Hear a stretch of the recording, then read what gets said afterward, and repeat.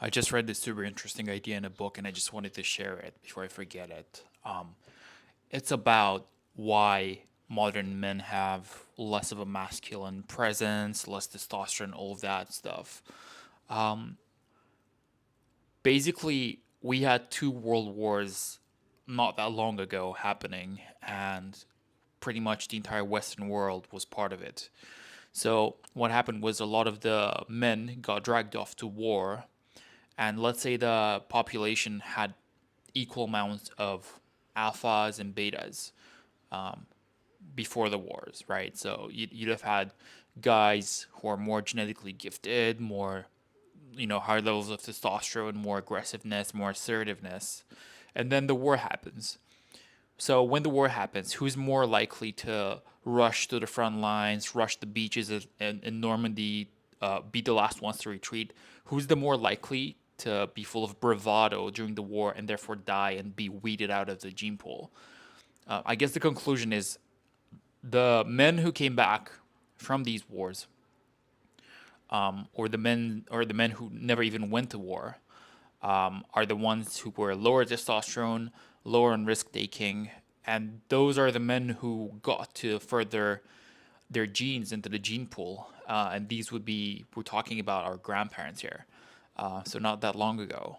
So, I mean, I'm just looking at my case. If I'm looking at my male grandparents from each side, they're not particular like specimens of assertiveness, aggressiveness, or physical prowess, right? So anything that I gained in that area, I had to gain through my own work, through my own sort of discipline, going to the gym, don't skip workouts, get into boxing, get into martial arts, get into getting punched in the face,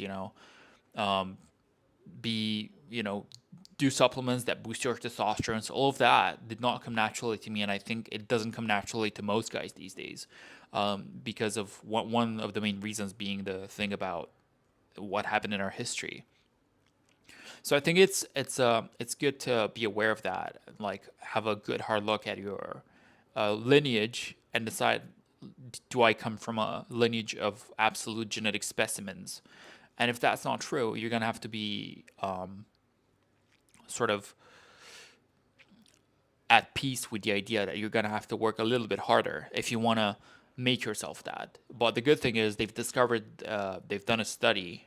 This was on Mike O'Hearn's Instagram, where it shows that the paternal levels of fitness and activity do get transmitted to the offspring. So if you're planning on continuing your lineage, and this is something that matters to you, you want your lineage to be made up of, good masculine men, then you might want to consider that your level of physical fitness will, if you acquire a certain level of fitness before you pass on your genes, the passing of the genes will take that fitness into account. So you can actually improve your whole bloodline by working out yourself. So, yeah, interesting concept. But that's all I've got for today for you guys. So, thanks and see you in the next one. Anyway, I'm gonna be doing these daily now because yeah, I just want to see what happens if I just do a random video. It's not even gonna be just purely random. It's gonna be in the space of like masculinity and stuff. But honestly, I just want to see if the algorithm will bless me if I were to do it every day. So let's just get to it.